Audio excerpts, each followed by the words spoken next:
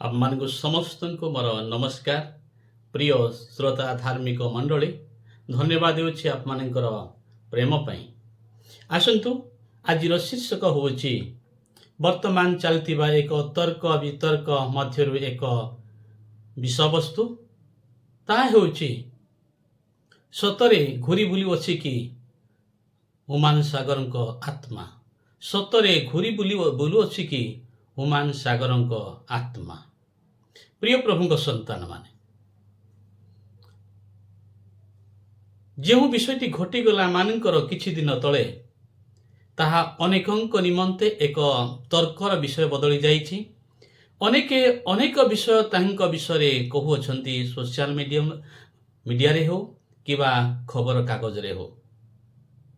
ଆଉ ଯେଉଁ ଶୀର୍ଷକଟି ଆମେ ଆଜି ନେଇଛୁ, ତାହା ଏକ ଗୁରୁତ୍ୱପୂର୍ଣ୍ଣ ବିଷୟ ଅଟେ। ସତରେ ଜଣେ ବ୍ୟକ୍ତି ଚାଲିଗଲା ପରେ ସେ କ'ଣ ଭୂତ ପରି ଘୁରି ବୁଲନ୍ତି କି? ଜଣେ ବ୍ୟକ୍ତି ଚାଲିଗଲା ପରେ ବା ଏହି ଶରୀର ତ୍ୟାଗ କଲା ପରେ ସେ ଭୂତ ପରି ଘୁରି ବୁଲନ୍ତି କି? ମଣିଷ କ'ଣ ଭୂତ ହେଇଯାଏ କି ମୃତ୍ୟୁବରଣ କଲା ପରେ? ଅନେକ ବିଷୟବସ୍ତୁ। ପ୍ରିୟ ପ୍ରଭୁଙ୍କ ସନ୍ତାନ ମାନେ, ଆସନ୍ତୁ ଆଜି ଧର୍ମଶାସ୍ତ୍ର ଏ ସମସ୍ତ ବିଷୟ ମାନେ ଖୋଜି ଶିଖିବା। ଆପଣମାନଙ୍କ ନିକଟରେ ମୋ ସୀମିତ ବୁଦ୍ଧି ଆଉ ଜ୍ଞାନ ଦ୍ୱାରା ମୁଁ ପ୍ରକାଶ କରିବାକୁ ଚାହିଁବି। ତ ଏହି ସମୟର ଧ୍ୟାନ ନିମନ୍ତେ ମୁଁ ପାଠ କରୁଅଛି ତାହା ପ୍ରଥମ କରନ୍ତୀୟ 2 ପର୍ବର 11 ପଦ। କାରଣ ମନୁଷ୍ୟର ବିଷୟ ସବୁ ମଣିଷଠାରେ ଥିବା ଆତ୍ମା ବିନା ଆଉ କିଏ ଜାଣେ? ମନୁଷ୍ୟର ବିଷୟ ସବୁ ମଣିଷଠାରେ ଥିବା ଆତ୍ମା ବିନା ଆଉ କିଏ ଜାଣେ? ମୁଁ ଆପଣଙ୍କୁ ଦେଖିଲେ ଆପଣଙ୍କ ବାହ୍ୟ ରୂପ ଦେଖିବି, କିନ୍ତୁ ଆପଣଙ୍କ ହୃଦୟ ଭିତରେ ଆପଣ କ'ଣ ସବୁ ଭାବୁଥିବେ, କ'ଣ ସବୁ ଯୋଜନା କରୁଥିବେ, ମୁଁ ତାହା କହିପାରିବି ନାହିଁ। ସମ୍ଭବ ନାହିଁ। ଆଉ ଏହା କିଏ କହିପାରିବେ? ଈଶ୍ୱର ଆପଣଙ୍କ ମଧ୍ୟରେ ଏକ ଆତ୍ମା ରଖିଛନ୍ତି। ମଣିଷର ଆତ୍ମା ଅଛି, ତାହା ବିବେକ ପରି କାମ କରିପାରେ। ତାହା ଆତ୍ମା। ଆପଣ ଅନେକଙ୍କୁ ମିଛ କହିପାରିବେ, କିନ୍ତୁ ନିଜକୁ ମିଛ କହିପାରିବେ ନାହିଁ। ଅନେକଙ୍କୁ ଠକି ପାରିବେ, ନିଜକୁ ଠକି ପାରିବେ ନାହିଁ, କାରଣ ଆପଣ ନିଜେ ବି ନିଜର ନୁହନ୍ତି। ସେ ଆତ୍ମା ଈଶ୍ୱର ଆପଣଙ୍କ ପାଖେ ଖଞ୍ଜିଛନ୍ତି, ଯେପରି ଆପଣଙ୍କର ସବୁ ବିଷୟ ସେ ଆତ୍ମା ଈଶ୍ୱରଙ୍କ ନିକଟରେ ପ୍ରକାଶ କରିବ। ଆପଣ ନିଜକୁ ଲୁଚେଇ ପାରିବେ ନାହିଁ। ପ୍ରିୟ ପ୍ରଭୁଙ୍କ ସନ୍ତାନ ମାନେ, ଠିକ୍ ସେହିପରି ଆପଣଙ୍କ ବିଷୟ ସବୁ ଆପଣଠାରେ ଥିବା ଆତ୍ମା ବିନା ଆଉ ସବୁ କେହି ଜାଣିପାରେ ନାହିଁ। ଠିକ୍ ସେହିପରି ପ୍ରଭୁଙ୍କ ବାକ୍ୟ କୁହେ, ସେପରି ମଧ୍ୟ ଈଶ୍ୱରଙ୍କ ବିଷୟ ସବୁ ଈଶ୍ୱରଙ୍କ ଆତ୍ମା ବିନା ଆଉ କେହି ଜାଣେ ନାହିଁ। ଈଶ୍ୱରଙ୍କ ବିଷୟ ସବୁ ଈଶ୍ୱରଙ୍କ ଆତ୍ମା ବିନା କେହି ଜାଣିପାରେ ନାହିଁ। ପୁଣି ଈଶ୍ୱରଙ୍କ ଆତ୍ମା କ'ଣ? ସେ ପବିତ୍ର ଆତ୍ମା। ଆଜି ସମସ୍ତେ ଆମେ ନିଜକୁ ଧାର୍ମିକ ବୋଲି ଗଣନା କରୁଅଛୁ। ଆମେ ନିଜକୁ ପାପୀ ବୋଲି କହିବା ପାଇଁ ଆମେ ସଂକୋଚଟୁ। ଆମେ ପାପୀ ବୋଲି କହିବାଟା ଆମକୁ ଭଲ ଲାଗେ ନାହିଁ। ଆମେ ନିଜକୁ ବହୁତ ବଡ଼ ବଡ଼ ଧାର୍ମିକ ବୋଲି ଭାବୁଛୁ।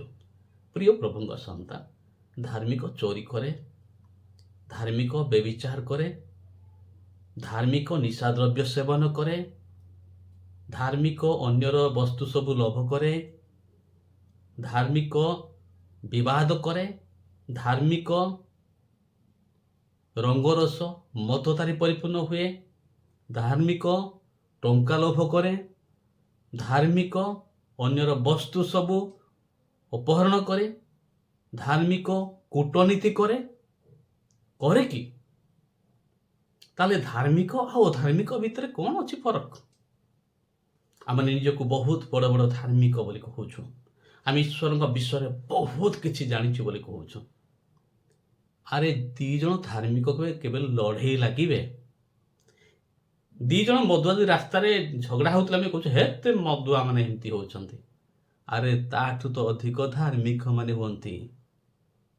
ଧାର୍ମିକ ମାନେ ଲଢ଼େଇ ହୁଅନ୍ତି, ତାହେଲେ ସେମାନେ ପ୍ରକୃତରେ ଧାର୍ମିକ ନୁହେଁ। ସେମାନେ ମଦୁଆ ଠାରୁ ବି ହୀନ। ଆମମାନଙ୍କ ବାଦାନୁବାଦ, ଆମମାନଙ୍କର ଜୀବନ ପ୍ରକାଶ କରେ, ଆମେ ନିଜକୁ ପ୍ରକାଶ କରି ଆମେ କିଏ ବୋଲେ, ଆମମାନଙ୍କ କାର୍ଯ୍ୟ ଆମମାନଙ୍କୁ ପ୍ରକାଶ କରି ଆମେ କିଏ ବୋଲେ। ଈଶ୍ୱରଙ୍କ ଆତ୍ମା ପ୍ରାପ୍ତ ହେବା ଏତେ ସହଜ ନୁହେଁ। ଈଶ୍ୱର ପାପୀଙ୍କ ସହିତ ରହିବେ ନାହିଁ। ଈଶ୍ୱର ପାପୀଙ୍କୁ ପରିବର୍ତ୍ତନ କରି ତାଙ୍କ ସହିତ ରହିବେ, କିନ୍ତୁ ପାପୀଙ୍କ ସହିତ ରହିବେ ନାହିଁ। ପ୍ରିୟ ପ୍ରଭୁଙ୍କ ସନ୍ତାନ ମାନେ, ସେଥିପାଇଁ ଈଶ୍ୱରଙ୍କ ବିଷୟ ସବୁ ଈଶ୍ୱରଙ୍କ ଆତ୍ମା ବିନା ଆଉ କେହି ଜାଣିପାରେ ନାହିଁ। ତ ମଣିଷକୁ କି ପ୍ରକାର ଈଶ୍ୱର ସୃଷ୍ଟି କଲେ? ଧର୍ମଶାସ୍ତ୍ର କୁହେ ଭୂମିର ଧୂଳି ଦ୍ୱାରା ମଣିଷକୁ ଈଶ୍ୱର ସୃଷ୍ଟି କଲେ। କେମିତି ସୃଷ୍ଟି କଲେ? ନିଜର ସାଦୃଶ୍ୟରେ, ନିଜର ପ୍ରତିମୂର୍ତ୍ତିରେ ସେ ସୃଷ୍ଟି କଲେ। ତାପରେ କ'ଣ କଲେ ଈଶ୍ୱର? ନାସିକା ରନ୍ଧ୍ର ବାଟେ ପ୍ରାଣବାୟୁ ଫୁଙ୍କ ଦେଲେ। ନାକ ବାଟେ ପ୍ରାଣବାୟୁ ଫୁଙ୍କ ଦେଲେ, ତହିଁରେ ମଣିଷ ଜୀବିତ ପ୍ରାଣୀ ହେଲା। ଆଉ ଏଇ ଯେଉଁ ମଣିଷ ଦିନେ ମୃତ୍ୟୁବରଣ କରେ, ଈଶ୍ୱର ମଣିଷକୁ ମୃତ୍ୟୁବରଣ କରିବା ନିମନ୍ତେ ବା ମରୁ ବୋଲି ସୃଷ୍ଟି କରିନଥିଲେ, ଈଶ୍ୱର ମଣିଷକୁ ଅମର ହେବା ନିମନ୍ତେ ସୃଷ୍ଟି କରିଥିଲେ। ଅନେକ ମାନେ କହୁଛୁ ମୃତ୍ୟୁ ସତ୍ୟ ଅଟେ। ନୁହେଁ, ମୃତ୍ୟୁ ସତ୍ୟ ନୁହେଁ, ମୃତ୍ୟୁ ଶତ୍ରୁ ଅଟେ। ଆଉ ସେ ଶତ୍ରୁକୁ ପ୍ରଭୁ ଯୀଶୁ ଖ୍ରୀଷ୍ଟ ହିଁ ଜଣେ ହରେଇଛନ୍ତି। ପାପର ଯେଉଁ ବେତନ ମୃତ୍ୟୁ ଥିଲା, କିନ୍ତୁ ପ୍ରଭୁ ଯୀଶୁ ଖ୍ରୀଷ୍ଟ ମୃତ୍ୟୁକୁ ହରେଇଛନ୍ତି, ମୃତ୍ୟୁ ପରେ ବିଜୟ ପ୍ରାପ୍ତ ହେଇଛନ୍ତି। ଆଉ ସେଥିପାଇଁ ହିଁ ଖ୍ରୀଷ୍ଟିଆନ ମାନେ ପ୍ରଭୁ ଯୀଶୁଙ୍କୁ ବିଶ୍ୱାସ କରୁଛନ୍ତି। କାହିଁକି ନା ପ୍ରଭୁ ଯୀଶୁ କଥା ଦେଇଛନ୍ତି, ସେ ହେଉଛନ୍ତି ପୁନରୁତ୍ଥାନ ଓ ଜୀବନ। ଯେ ମୋ ଠାରେ ବିଶ୍ୱାସ କରେ ଯଥାପି ମରେ ତଥାପି ସେ ବଞ୍ଚିବ। ପ୍ରଭୁ ଯୀଶୁ ଖ୍ରୀଷ୍ଟଙ୍କ ଠାରେ ବିଶ୍ୱାସ କରିବାର ମୂଳ ବିଷୟ ହେଉଛି ଏହା। ଯେତେବେଳେ କ'ଣ କରିବେ ନା, ସମସ୍ତେ ପୁନରୁତ୍ଥିତ ହେବେ, ସେ ସମୟରେ ଆଉ ଧାର୍ମିକ ମାନେ ପୁନରୁତ୍ଥିତ ହେବେ ସ୍ୱର୍ଗକୁ ଯିବା ପାଇଁ, ଅଧାର୍ମିକ ମାନେ ପୁନରୁତ୍ଥିତ ହେବେ ନରକକୁ ଯିବା ପାଇଁ। ଆରେ ସମସ୍ତେ ପୁନରୁତ୍ଥିତ ହେବେ, ଏହା ଗୋଟେ ଖୁସି ଖବର।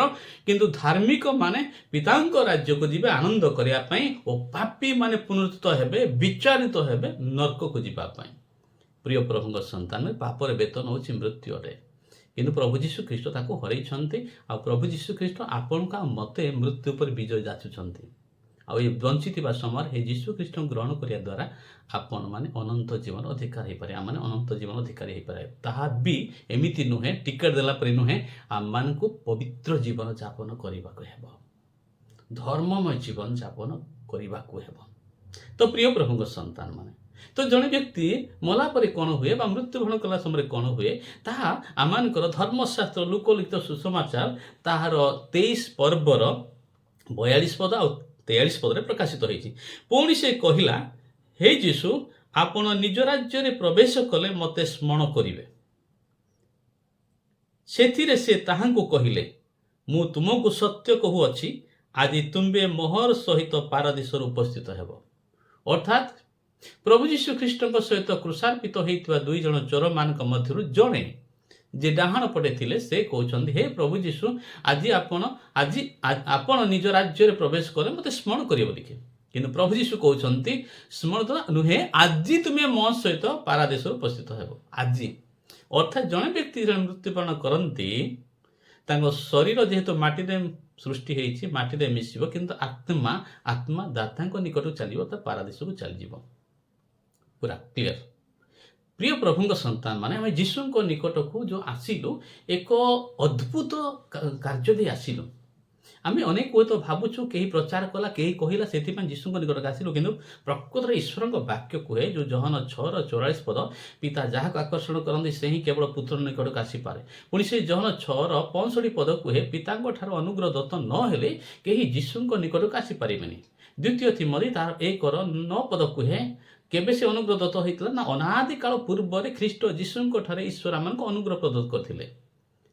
ତାହାଙ୍କ ଇଚ୍ଛା ଅନୁସାରେ ହେଇथा, ଆମମାନଙ୍କ କର୍ମ ଅନୁସାରେ ଆମେ ପରିତ୍ରାଣ ପାଇନାହୁଁ। ଯୀଶୁଙ୍କ ନିକଟକୁ ଆମମାନଙ୍କ କର୍ମ ଅନୁସାରେ ଆମେ ଆସିନାହୁଁ। ସେ ଅନୁଗ୍ରହ ଅନାଦି କାଳ ପୂର୍ବରୁ ହେଇଥିଲା। ଅନାଦି କାଳ ମାନେ ସ୍ୱର୍ଗ ଓ ପୃଥିବୀ ସୃଷ୍ଟି ହେବାର ପୂର୍ବ ଅଟେ। ପ୍ରିୟ ପ୍ରଭୁଙ୍କ ସନ୍ତାନ ମାନେ, ଆଉ 1 Corinthians 12 ପର୍ବର 3 ପଦ କୁହେ, ପବିତ୍ର ଆତ୍ମା ଦତ୍ତ ନ ହେଲେ କେହି ଯୀଶୁଙ୍କୁ ପ୍ରଭୁ ବୋଲି କହିପାରିବେ ନାହିଁ। ତ ପବିତ୍ର ଆତ୍ମା ମାନଙ୍କୁ ଈଶ୍ୱର ଦେଲେ, ତହିଁ ଆମେ ଯୀଶୁଙ୍କୁ ପ୍ରଭୁ ବୋଲି କହିପାରିଲୁ, ନହେଲେ କହିପାରିନଥାନ୍ତୁ। ଆଉ ଏଥିପାଇଁ ଅନେକ ଯୀଶୁଙ୍କୁ ପ୍ରଭୁ ବୋଲି ମାନୁନାହାନ୍ତି, ଥଟ୍ଟା ମଜାକ ଥମ୍ସା ସବୁ କରୁଛନ୍ତି, କାରଣ ସେମାନେ ଜାଣିନାହାନ୍ତି। ବହୁତ ବଡ଼ ବିଷୟ ଏହା ଅଟେ, ସାଧାରଣ ବିଷୟ ନୁହେଁ। କାହିଁକି ଯୀଶୁଙ୍କ ନିକଟକୁ ଆସିଲା ପରେ ଜଣେ ବ୍ୟକ୍ତିଙ୍କ ଜୀବନ ପରିବର୍ତ୍ତନ ହେଇଯାଏ। ଆଉ ଯୀଶୁଙ୍କ ବିଷୟ କେବଳ ବାଇବଲରେ ସୀମିତ ନୁହେଁ, ଇତିହାସ ପ୍ରକାଶ କରୁଛି, ଇତିହାସ ପ୍ରମାଣ କରୁଛି। ସେ ଜନ୍ମ ହେବାରୁ ଖ୍ରୀଷ୍ଟାବ୍ଦ ଖ୍ରୀଷ୍ଟପୂର୍ବ ହେଲା, ପୃଥିବୀର ଇତିହାସ 2 ଭାଗ ହେଇଗଲା। ଜଣେ ବ୍ୟକ୍ତି ଯୀଶୁଙ୍କୁ ଗ୍ରହଣ କଲା ପରେ ସେ ଧର୍ମମୟ ଜୀବନ ଯାପନ କରିବାକୁ ଆରମ୍ଭ କରେ। ପ୍ରିୟ ପ୍ରଭୁଙ୍କ ସନ୍ତାନ ମାନେ, ତ ପ୍ରଭୁ ଆମମାନଙ୍କୁ ପବିତ୍ର ଆତ୍ମାଙ୍କୁ ଦେଲେ, ଭୂତର ଆତ୍ମାକୁ ଦେଇନାହାନ୍ତି। ଆମମାନେ ମୃତ୍ୟୁବରଣ କଲା ପରେ ଭୂତ ହେଇଯିବା, ଆଉ ଏ ପୃଥିବୀରେ ଘୁରୁ ବୁଲୁଥିବା ନାହିଁ। ପ୍ରଭୁଙ୍କୁ ଜାଣିଛୁ, ଏଥିପାଇଁ ଆମମାନଙ୍କ ଆତ୍ମା ଏହି ପୃଥିବୀରେ ଘୁରି ଘୁରି ଘୁରି ଘୁରି ବୁଲିବ ନାହିଁ। ଆମମାନଙ୍କ ଆତ୍ମା ବହୁମୂଲ୍ୟ ଅଟେ। ସେଥିପାଇଁ ଈଶ୍ୱରଙ୍କ ବାକ୍ୟ କୁହେ, ମଣିଷ ଯଦି ସମଗ୍ର ଜଗତ ଲାଭ କରି ଆପଣା ଜୀବନ ହରାଏ, ତେବେ ତାହାର କି ଲାଭ ହେବ? ଆପଣମାନେ ଟଙ୍କା ପଇସା ଲୁଟ୍ ମାର ଏଇଟା ସେଇଟା କରିକି ଯେତେ ଖରାପ ନିନ୍ଦିତ କାମ କରିକି ଟଙ୍କା ସବୁ ଲୁଟୁଛନ୍ତି, କ'ଣ କରୁଛନ୍ତି, ମଲା ସମୟ ନେଇଯିବେ ନାହିଁ। ସେଥିପାଇଁ କୁହାହେଲା କ୍ଲିୟରଲି ପ୍ରଭୁଙ୍କ ବାକ୍ୟ, ମଣିଷ ଯଦି ସମଗ୍ର ଜଗତ ଲାଭ କରି ଆପଣା ଜୀବନ ହରାଏ, ତେବେ ତାହାର କି ଲାଭ ହେବ? ଆଲେକ୍ଜାଣ୍ଡର ଦି ଗ୍ରେଟ୍, ବିଶ୍ୱ ବିଜୟ ଆଲେକ୍ଜାଣ୍ଡର ଯେତେ ମୃତ୍ୟୁବରଣ କଲେ, ଆଉ ସେଟା କଭରରେ ସେ କାମ କରୁଥିଲେ, ତାଙ୍କ ଦୁଇଟି ହାତକୁ ବାହାରେ ପକାଇ ରଖିଥିଲେ। କାରଣ ବିଶ୍ୱ ବିଜୟ ଆଲେକ୍ଜାଣ୍ଡର ପୃଥିବୀ ଜୟ କଲେ, କିନ୍ତୁ ଯିବା ସମୟରେ କିଛି ନେଇକି ଗଲେ ନାହିଁ। এই ଯେଉଁ ପାପ କର୍ମ କରିକି ଲୁଟ୍ ମାର କରିକି ଟଙ୍କା ଇନକମ୍ କରୁଛୁ, କେଉଁଟା କିଛି କାମରେ ଆସିବ ନାହିଁ। ବରଂ ପବିତ୍ର ଜୀବନ ଯାପନ କରନ୍ତୁ, ସ୍ୱର୍ଗକୁ ଯାଇପାରିବେ। ସାବଧାନ ହୁଅନ୍ତୁ। ତ ପ୍ରିୟ ପ୍ରଭୁଙ୍କ ସନ୍ତାନମାନେ, ଜଣେ ବ୍ୟକ୍ତି ଯେତେବେଳେ ଏ ଶରୀରକୁ ଏ ଘଟକୁ ତ୍ୟାଗ କରେ, ସେ ତାଙ୍କ ଆତ୍ମା ଈଶ୍ୱରଙ୍କ ନିକଟକୁ ଯାଏ। ସେ ଭୂତ ହିଁ ଏଣେ ତେଣେ ଘୁରି ବୁଲେ ନାହିଁ। ସେଥିପାଇଁ ଆମମାନଙ୍କ ଭାଇ ହୁମାନ୍ ସାଗରଙ୍କ ଆତ୍ମା ଏଣେ ତେଣେ ଘୁରି ଘୁରି ଘୁରି ଘୁରି ଘୁରି ଘୁରି ଘୁରି ଘୁରି ବୁଲୁ ନାହିଁ, କାହା ସହିତ କଥା ହେଉନାହିଁ। ଏସବୁ ମିଥ୍ୟା କଥା ଗୁଡ଼ିକ, ଏସବୁ ଠକିବା କଥା ଗୁଡ଼ିକ। ପ୍ରିୟ ପ୍ରଭୁଙ୍କ ସନ୍ତାନମାନେ, ଆମମାନେ ଆମମାନଙ୍କ ଜୀବନକୁ ଏପର୍ଯ୍ୟନ୍ତ ଦେଖିନାହୁଁ। ସାଇଣ୍ଟିଷ୍ଟ ମାନେ ପରୀକ୍ଷା କରିବା ନିମନ୍ତେ ଯେତେବେଳେ ମୃତ୍ୟୁବରଣ କରିବା ପୂର୍ବରୁ ଜଣେ ବ୍ୟକ୍ତିଙ୍କୁ କାଚରେ ରଖିଲେ, ଯେତେବେଳେ ତାଙ୍କ ଜୀବନ ଚାଲିଗଲା, ସେ କାଚକୁ ଫଟେଇକି ସେ ଆତ୍ମା ବାହାରିଗଲା, ସେ ଜୀବନ ବାହାରିଗଲା। ସେ ତାକୁ କୋଉଠି ଦେଖିଲେ ଆପଣମାନେ? ତାକୁ କୋଉଠି ଡାକିକି ଆଣିଲେ ଆପଣମାନେ? ତାକୁ କେଉଁ ମାଧ୍ୟମରେ କଥାବାର୍ତ୍ତା ହେଲେ ଆପଣମାନେ? ଅନ୍ୟମାନଙ୍କୁ ମିଥ୍ୟାରେ ଫସାନ୍ତୁ ନାହିଁ। ଈଶ୍ୱରଙ୍କୁ ଭୟ କରନ୍ତୁ। ମହାନ ଈଶ୍ୱର, ଈଶ୍ୱର ହଜାରଟା ନୁହନ୍ତି, ଜଣେ ହିଁ ଈଶ୍ୱର। ଆଶ୍ଚର୍ଯ୍ୟ ପରମେଶ୍ୱର ଏ ପୃଥିବୀକୁ କି ପ୍ରକାର ସୃଷ୍ଟି କରିଛନ୍ତି, ଆଶ୍ଚର୍ଯ୍ୟ। ମୁଁ ତ କିଛି ବି ଜାଣିନାହିଁ, କିଛି ବି ଜାଣିନାହିଁ। ନମ୍ରତା ସହିତ ଆପଣମାନଙ୍କୁ କହୁଛି, କିଛି ଯେଉଁ ଜାଣିଛି ତା କିଛି ବି ଜାଣିନା, କିଛି ବି ନାହିଁ, କିଛି ବି ନାହିଁ। ଜାଣିଛନ୍ତି, ମଲା ପରେ କିଏ କାହାକୁ ଦେଖିଛି, ତାର ଆତ୍ମାକୁ ଦେଖିଛି? ଆରେ ଭାଇ, ଏସବୁ କିଏ କତରୁ ଖାଇବାକୁ ଦେଲୁ, କିଏ ପିଇବାକୁ ଦେଲୁ, କିଏ ପିନ୍ଧିବାକୁ ଦେଲୁ, ତାକୁ ଡାକିଲୁ, ଆସିଲେ, କଥାବାର୍ତ୍ତା ହେଲୁ, ଏମିତି ହେଲା, ସେଇଟା ହେଲା, ସେ ସବୁ ବେକାର। ପାରୁଛନ୍ତି ଜୀବିତ ଥିବା ସମୟରେ ପ୍ରେମ ପ୍ରକାଶ କରନ୍ତୁ। ଜୀବିତ ଥିବା ସମୟରେ ନିଜର ପରିଜନମାନଙ୍କ ପ୍ରତି ସେବା ଶୁଶ୍ରୂଷା କରନ୍ତୁ। ଏହି ବଡି ଥିଲା ପର୍ଯ୍ୟନ୍ତ ଖାଇବା, ଏହି ବଡି ଥିଲେ ହିଁ ଶବ୍ଦ ବାହାରିବ, ତାପରେ ବାହାରିବ ନାହିଁ। ପ୍ରିୟ ପ୍ରଭୁଙ୍କ ସନ୍ତାନମାନେ, ତ ପ୍ରଭୁଙ୍କ ବାକ୍ୟ କୁହେ, ଯେତେବେଳେ ଜଣେ ବ୍ୟକ୍ତି ମୃତ୍ୟୁବରଣ କରନ୍ତି ବା ଏ ଘଟକୁ ପରିତ୍ୟାଗ କରନ୍ତି, ସିଧା ଆତ୍ମାଦାତଙ୍କ ନିକଟକୁ ଚାଲିଯାଏ। ଏ ଶରୀର ଏ କବରରେ ରହିଯାଏ, ବା ମାନେ ତାକୁ ଶ୍ମଶାନରେ ଜାଳିଦେବ। ହେ ପ୍ରିୟ ପ୍ରଭୁଙ୍କ ସନ୍ତାନମାନେ, ପ୍ରଭୁଙ୍କର ବାକ୍ୟ କୁହେ, କିନ୍ତୁ ଆମମାନେ ସାବଧାନ ହେବା ଦରକାର ଅଛି। ଆମମାନେ ସାବଧାନ ହେବା ଦରକାର ଅଛି। ଯେଉଁ ସମୟ ଅଛି ସ୍ୱର୍ଗକୁ ଯିବା ପାଇଁ ହେଲେ ଆମେ ନିଜକୁ ପବିତ୍ର କରିବାର ଅଛି। ତ ଈଶ୍ୱରଙ୍କ ବାକ୍ୟରୁ କିଛି ଅଂଶ ମୁଁ ପଢ଼ୁଛି, ତାହା ପ୍ରକାଶିତ ବାକ୍ୟ 2 ପର୍ବର 1 ପଦରୁ ମୁଁ କିଛି ଅଂଶ ପଢ଼ୁଅଛି। ଏବିସି ମଣ୍ଡଳୀର ଦୂତ ନିକଟକୁ ଲେଖ ଯେ ଆପଣା ଦକ୍ଷିଣ ହସ୍ତରେ ସପ୍ତ ନକ୍ଷତ୍ର ଧାରଣ କରନ୍ତି ଓ ସପ୍ତ ସୁବର୍ଣ୍ଣ ପ୍ରଦୀପ ମଧ୍ୟରେ ଗମନାଗମନ କରନ୍ତି। ସେ ଏହା କହନ୍ତି, ଆମ୍ଭେ ତୁମର କର୍ମ ପରିଶ୍ରମ ଓ ଧୈର୍ଯ୍ୟ ଜାଣ। ପୁଣି ତୁମ୍ଭେ ଯେ ଦୁଷ୍ଟମାନଙ୍କ କ୍ରିୟା ସହି ନ ପାର, ଆଉ ଯେଉଁମାନେ ଆପଣା ଆପଣାକୁ ପ୍ରେରିତ ବୋଲି କହନ୍ତି କିନ୍ତୁ ପ୍ରକୃତରେ ପ୍ରେରିତ ନୁହନ୍ତି, ସେମାନଙ୍କୁ ପରୀକ୍ଷା କରି ମିଥ୍ୟାବାଦୀ ବୋଲି ଚିହ୍ନିଅଛ। ପୁଣି ଧୈର୍ଯ୍ୟ ଧରି ଆମ୍ଭ ନାମ ସକାଶେ କଷ୍ଟ ସହିଅଛ ଓ କ୍ଳାନ୍ତ ହୋଇନାହ, ଏହା ମଧ୍ୟ ଆମ୍ଭେ ଜାଣୁ। ତଥାପି ତୁମ୍ଭ ବିରୁଦ୍ଧରେ ଆମ୍ଭର ଏହି କଥା ଅଛି, ତୁମ୍ଭେ ଆପଣା ଆଦ୍ୟ ପ୍ରେମ ପରିତ୍ୟାଗ କରିଅଛ। ଏଣୁ କେଉଁଠାରୁ ତୁମ୍ଭର ପତନ ହୋଇଅଛି, ତାହା ସ୍ମରଣ କରି ମନ ପରିବର୍ତ୍ତନ କର ଓ ଆଦ୍ୟ କର୍ମ ସବୁ କର। ପ୍ରିୟ ପ୍ରଭୁଙ୍କ ସନ୍ତାନମାନେ, ପରମେଶ୍ୱରଙ୍କ ବାକ୍ୟ ଆମକୁ ଚେତନା ଦିଏ, ଚେତନା ଦିଏ। ଈଶ୍ୱର ଆମର ସବୁ ବିଷୟ ଜାଣନ୍ତି, ଆମମାନଙ୍କ ଧୈର୍ଯ୍ୟ ଜାଣନ୍ତି, ଆମମାନଙ୍କ କର୍ମ ଜାଣନ୍ତି, ଆମ ସବୁ ବିଷୟ ଜାଣନ୍ତି। ଇଭେନ୍ ଆମମାନଙ୍କ ପାଟିରୁ ବାହାରୁଥିବା ଶବ୍ଦ, ଯେପରି ଏଇ ଟିଭିରେ, ମୋବାଇଲରେ, ରେକର୍ଡ଼ିଂ ଯନ୍ତ୍ରରେ ରେକର୍ଡ ହେଉଛି, ଶୂନ୍ୟରେ ମିଳେଇ ଯାଉନାହିଁ। ଯେଉଁ ଅଭଦ୍ର ଭାଷା ସବୁ ପ୍ରୟୋଗ କରୁଛୁ, ଯେଉଁ ଖରାପ କଥା ସବୁ ବ୍ୟବହାର କରୁଛୁ, ଶୂନ୍ୟରେ ମିଳେଇ ଯାଉନାହିଁ। ତାହା ଷ୍ଟୋର ହେଇ ରହୁଛି ଆମମାନଙ୍କ ଶରୀର ଦ୍ୱାରା କୃତ କର୍ମ ଦ୍ୱାରା, ଆମମାନଙ୍କ ମୁଖରୁ ବାହାରିଥିବା କଥା ଦ୍ୱାରା ଆମମାନେ ଈଶ୍ୱରଙ୍କ ନିକଟରେ ବିଚାରିତ ହେବା। ଭୟଙ୍କର ବିଷୟ। ସେଥିପାଇଁ କ'ଣ ସବୁ ଆସୁଛି, ବକିବାନି ଅନ୍ୟମାନଙ୍କ ପାଖରେ, ଅନ୍ୟମାନଙ୍କୁ ଆମମାନଙ୍କର ବୁଦ୍ଧି ଜ୍ଞାନକୁ ବ୍ୟବହାର କରି ଲୁଟିବା ନାହିଁ କି ଭ୍ରାନ୍ତ କରିବା ନାହିଁ। ସବୁ ସେ ଦେଖୁଛନ୍ତି, ଭୟ କରୁ ତାହାଙ୍କୁ। ମହାନ ସେ ଅଟନ୍ତି। ସେ ଆପଣଙ୍କର ଜଣେ, ମୋର ଜଣେ ସେମିତି ନୁହନ୍ତି ଖାଲି ମାନେ ଡିଭାଇଡ୍ କରୁଛୁ, ସେ ସମସ୍ତଙ୍କର ଜଣେ ଅଟନ୍ତି। ଆଉ ଭୟଙ୍କର ପରମେଶ୍ୱର, ଧାର୍ମିକ ପବିତ୍ର ଅଟନ୍ତି, ମହାପବିତ୍ର ପରମେଶ୍ୱର ଅଟନ୍ତି। ଏଥିପାଇଁ କହୁଛନ୍ତି କେଉଁଠାରୁ ପତନ ହେଇଛି ଆମମାନଙ୍କର ନିଜ ମାଫିଆର ଅଛି। ଏକ ମଦୁଆ ଈଶ୍ୱରଙ୍କ ଆତ୍ମା ପ୍ରାପ୍ତ ହୋଇଛି, ଏକ ବ୍ୟଭିଚାରୀ କାର୍ଯ୍ୟକର୍ତ୍ତା ବ୍ୟକ୍ତି ଈଶ୍ୱରଙ୍କ ବ୍ୟକ୍ତି ସ୍ୱର୍ଗକୁ ଯିବେ। ଏକ ଧର୍ମଦ୍ରୋହୀ, ଜାତି ଦ୍ରୋହୀ, ଏସବୁ କାର୍ଯ୍ୟକର୍ତ୍ତା ବ୍ୟକ୍ତି, ନରଘାତକ, ମାୟାବୀ, ଏ ପ୍ରକାର ବ୍ୟକ୍ତି ଈଶ୍ୱରଙ୍କ ରାଜ୍ୟକୁ ଯିବେ। ତାହେଲେ ନରକକୁ କିଏ ଯିବେ? ନରକ କିଏ ଯିବେ?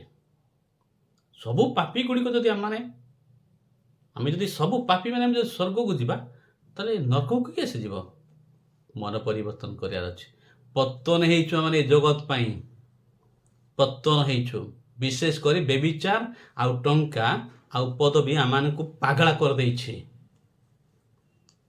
ବିଶ୍ୱବିଜୟୀ ଆଲେକ୍ଜାଣ୍ଡାର ଯେତେବେଳେ ମୃତ୍ୟୁବରଣ କଲେ ତାଙ୍କ ହାତକୁ ବାହାର ରଖିବା ପାଇଁ କହିଥିଲେ, କାରଣ ବିଶ୍ୱବିଜୟ ଆଲେକ୍ଜାଣ୍ଡାର ଉଲଗ୍ନ ହେଇ ଆସିଥିଲେ, ଖାଲି ହାତରେ ଯାଉଛନ୍ତି।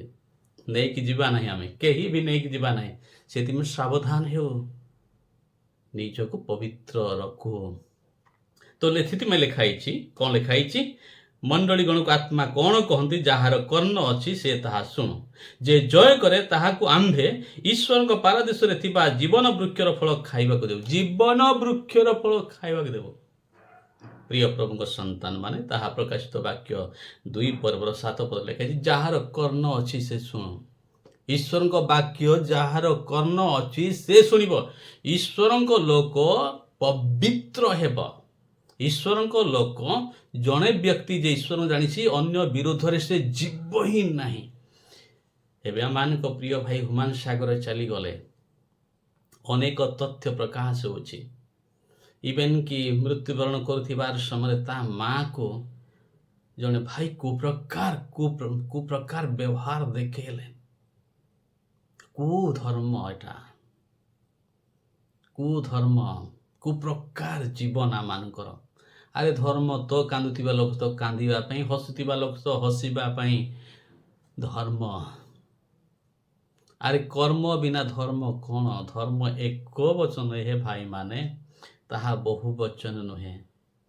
ଈଶ୍ୱର ଜଣେ ହେ ଭାଇମାନେ, ତାଙ୍କୁ ଡିଭାଇଡ୍ ନ କରୁ।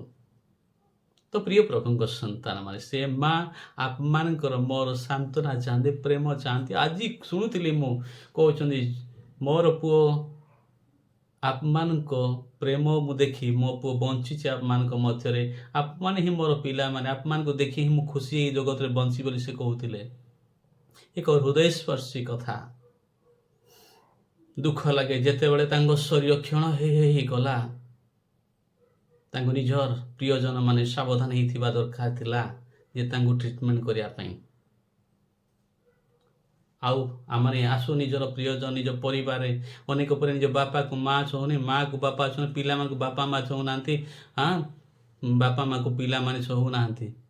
ଈଶ୍ୱରଙ୍କ ବ୍ୟକ୍ତି ବୋଲି ଆମେ କହୁଛୁ। ନିଜର ପରିବାର ଲୋକମାନେ, ନିଜର ବାପା ମା ବୃଦ୍ଧ ହେଇଗଲେ ତିରସ୍କାର କରୁଛନ୍ତି ପିଲାମାନେ। ମଲା ପରେ ନାଇଁ କି ଡାକୁଛନ୍ତି, ଏଇଟା ହେଲା, ସେଇଟା ହେଲା, ଏଇଟା ହେଲା, ସେଇଟା ହେଲା କହୁଛନ୍ତି, ଏଇଟା ଦେବା ସେଇଟା ଦେବା କହୁଛନ୍ତି। ବଦଳିବା, ବଞ୍ଚିଥିବା ସମୟରେ ହିଁ ଆପଣଙ୍କର ଜଣେ ସାହାଯ୍ୟ, ପ୍ରେମ ଜଣେ ଆବଶ୍ୟକ କରେ। ତ ପ୍ରିୟ ପ୍ରଭୁଙ୍କ ସନ୍ତାନ ମାନେ, ଆଜି ସାବଧାନ ହେଉ। ଈଶ୍ୱରଙ୍କ ରାଜ୍ୟକୁ ଯିବା ପାଇଁ ହେଲେ ପବିତ୍ର ହେବାର ଆବଶ୍ୟକତା ଅଛି। ଏକ ଧର୍ମ ଜୀବନ ଯାପନ କରିବାର ଆବଶ୍ୟକତା ଅଛି। ଯଦି ଆମେ ପ୍ରଭୁ ଯୀଶୁଙ୍କୁ ଜାଣିଛୁ, ଈଶ୍ୱରଙ୍କୁ ଗ୍ରହଣ କରିଛୁ, ଈଶ୍ୱରଙ୍କ ଆତ୍ମା ଯଦି ଆମମାନଙ୍କ ସହିତ ଅଛନ୍ତି, ପୁନର୍ବାର ଆପଣଙ୍କୁ ମନେ ପକାଏ এই ମେସେଜ ମୋର ଖ୍ରୀଷ୍ଟାନ ଭାଇ ଭଉଣୀମାନଙ୍କ ନିମନ୍ତେ। ଯୀଶୁଙ୍କୁ ଆପଣ ପ୍ରଭୁ ବୋଲି କହିପାରିନଥାନ୍ତେ ଯଦି ପବିତ୍ର ଆତ୍ମା ଆପଣଙ୍କୁ ସାହାଯ୍ୟ କରିନଥାନ୍ତେ। ପବିତ୍ର ଆତ୍ମା ଆପଣଙ୍କ ସହିତ ଅଛନ୍ତି। ଆପଣ ଯେତେବେଳେ ମୃତ୍ୟୁବରଣ କରିବେ, ଆପଣଙ୍କ ଆତ୍ମାକୁ ସେ ପବିତ୍ର ଆତ୍ମା କ'ଣ କରିବେ ନା, ପାରାଦେଶକୁ ପଠାଇଦେବେ। ଭୂତ ହେଇକି ଆପଣଙ୍କୁ ଘୁରେଇବେ ନାହିଁ ପୃଥିବୀରେ। ଯୀଶୁଙ୍କୁ ଗ୍ରହଣ କରିଛନ୍ତି, ଆପଣ ଭୂତ ହେଇକି ପୃଥିବୀରେ ଘୁରିବା ପାଇଁ ନୁହନ୍ତି। ତ ସେଥିପାଇଁ ଆମମାନଙ୍କ ଭାଇ ହୁମାନ ସାଗର ଭୂତ ହେଇକି ଘୁରି ବୁଲୁ ନାହାନ୍ତି। ଆମମାନେ କହିଲେ ବି ସେ ଘୁରି ବୁଲିବେ ନାହିଁ। ସେ ଈଶ୍ୱରଙ୍କ ନିକଟକୁ ଚାଲିଗଲେ, ପାରାଦେଶରେ ସେ ଅଛନ୍ତି। ଆଉ ଶେଷ ଦିନରେ ସେ ତାଙ୍କ କବର ବି ଫାଟିବ ଆଉ ପୁନରୁତ୍ଥିତ ବି ହେବେ। ଏହା ତ ନିଗୂଢ଼ ବିଷୟ ଅଟେ। ଏଥିପାଇଁ ତ ଆମେ ଈଶ୍ୱରଙ୍କୁ ଗ୍ରହଣ କରିଛୁ। ଏଥିପାଇଁ ତ ପ୍ରତ୍ୟେକ ଦିନ ଏକ ଧର୍ମମୟ ଜୀବନ ଯାପନ କରିବା ପାଇଁ ଆମମାନେ କଷ୍ଟ କରୁଅଛୁ। ନହେଲେ ତ ଆମର ଏ ଜଗତ ବ୍ୟକ୍ତିମାନଙ୍କ ପରି ଜୀବନ କାଟନ୍ତୁ। ତ ପ୍ରିୟ ପ୍ରଭୁଙ୍କ ସନ୍ତାନମାନେ ସାବଧାନ ହୁଅନ୍ତୁ। ସେଥିପାଇଁ ଆପଣମାନଙ୍କୁ ଆମମାନଙ୍କୁ କେତେ କିଏ ଆଘାତ ଦେଇ କଥା କହିଲେ ମଧ୍ୟ ଆମମାନେ କିଛି ରିଆକ୍ସନ୍ ହେବାର ନାହିଁ। ସେମାନଙ୍କ କଥାକୁ ଆମମାନେ ଉଲ୍ଟା ଭାଷାରେ ଜବାବ ଦେବା ନାହିଁ। ଆମେ ଧାର୍ମିକ ବ୍ୟକ୍ତି, ଆମମାନଙ୍କ ଭାଷା ଧାର୍ମିକର ଭାଷା ଅଟେ, ଖରାପ ଭାଷା ନ ବାହାର। ତ ପ୍ରିୟ ପ୍ରଭୁଙ୍କ ସନ୍ତାନମାନେ ଆମେ ସୁନିଶ୍ଚିତ ହଉ ତ ଆମମାନଙ୍କ ଭାଇ ହୁମାନ ସାଗର ଭୂତ ହିଁ ଘୁରି ବୁଲୁନାହାନ୍ତି। ସେ ଈଶ୍ୱରଙ୍କ ଲୋକ ଥିଲେ, ଈଶ୍ୱରଙ୍କ ନିକଟରେ ଯାଇଛନ୍ତି। ଆମେ ଦିନେ ତାଙ୍କୁ ଭେଟିବା। ପ୍ରଭୁ ଆପଣଙ୍କୁ ସମସ୍ତଙ୍କୁ ଆଶୀର୍ବାଦ କରନ୍ତୁ। ନମସ୍କାର।